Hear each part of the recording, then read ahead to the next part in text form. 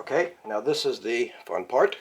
To remove the TV from the cabinet, first thing that we do is, since we moved it forward to get all the wiring and everything from back behind it, now we move it back against the wall to give us some more room in front. Because, and you'll see that in just a moment, here we go.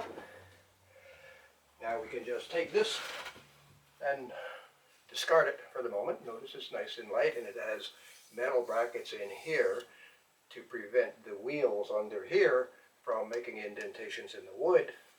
And the reason that I'm moving this cabinet and changing the TV, well, not changing the TV, but one of the things that I'm doing to change the cabinet is to put steel wheels, because the plastic wheels that are currently under there develop their own flat spots, which kind of obviated the metal strips here, which caused the flat spots in the plastic wheels. So I'm replacing them with steel wheels.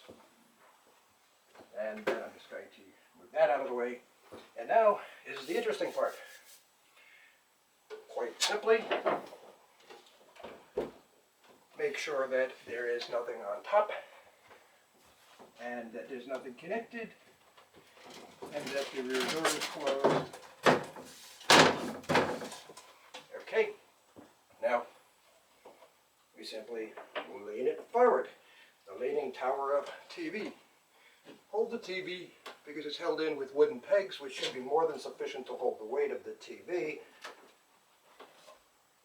And now, bring the whole thing forward. There we go, and there's nothing on top to cause us a problem except some sawdust. Okay, and now we just lower it gently to the floor.